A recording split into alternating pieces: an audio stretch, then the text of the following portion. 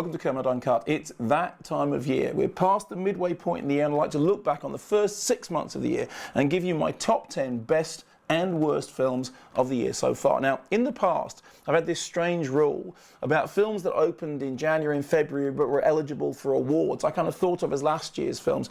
And people got in touch and said, look, this doesn't make any sense. Just do it. You know, films that opened between January and June, they're all eligible. I have listened and I have taken that on board. So I'm going to give you my top 10 best and worst of the films which have opened in the UK, January through June so far, starting with the best.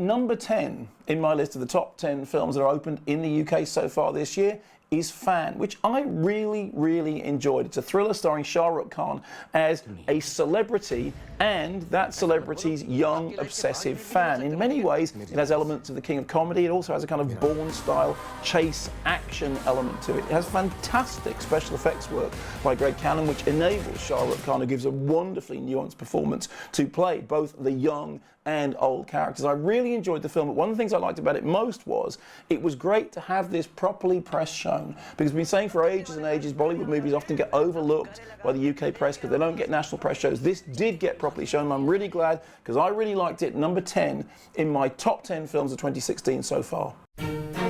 Seems Lady Susan will finally visit. Lady Susan Vernon. That woman's a fiend. Congratulations on being about to receive the most accomplished flirt in all England. Excuse me for arriving this way.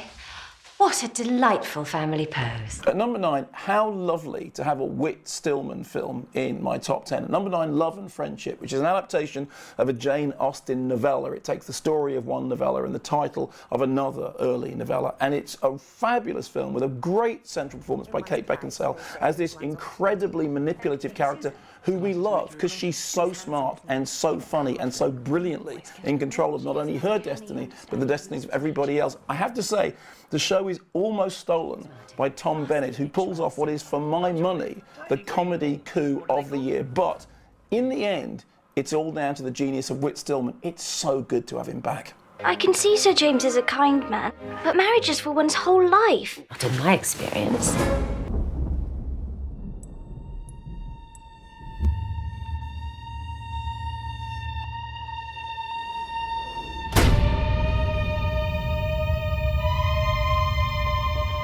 Now, at number 8 in my list of top 10 films of the year so far, a real oddity, Evolution, a film by Lucille Hadzi-Halihovic, who made Innocence.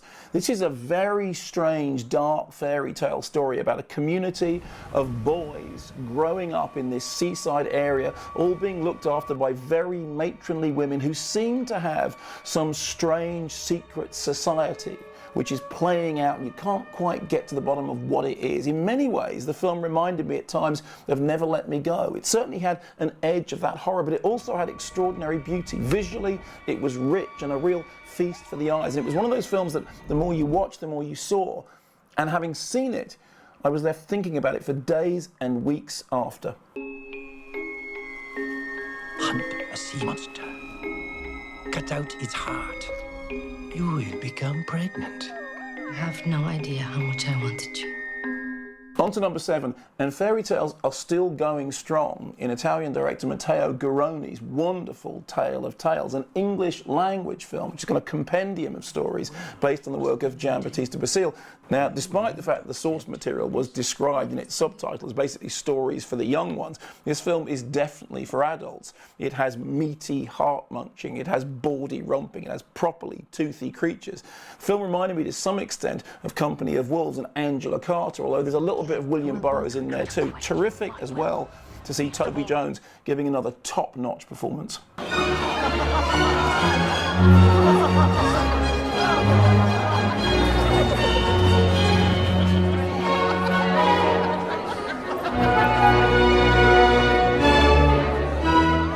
Which brings me to number 6 in my list of the top 10 best films released in the UK so far this year. And really glad to say it's Ben Wheatley's Highrise. This is an adaptation of J.G. Ballard's novel, which people have been trying to get on the screen since the late 1970s. Wheatley has succeeded where people like Nick Rogue failed, partly because of a brilliant script by Amy Jump, which retains the period setting of the source, but somehow changes it so you get a vision of the present as seen from the past and looking at the future. A great central turn by Tom Hiddleston, very, very strong support by Sienna Miller, superb camera work by Laurie Rose, great score by Clint Mansell, and of course that haunting version of SOS by Portishead. It all adds up to something very creepy and very special.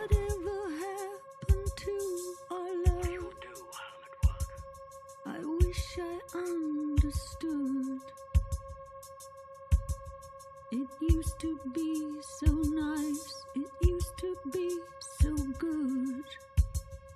So there we are, that's numbers 10 to number 6 in my rundown of the top 10 films of the year so far. To remind you of them, number 10, Fan, number 9, Love and Friendship, number 8, Evolution, at 7, Tale of Tales, and at 6, Highrise. Next week, I'll give you numbers 5 to number 1 in my best films of the year, but the next Kermode Uncut, it's 10 to 6 in the worst of the year so far.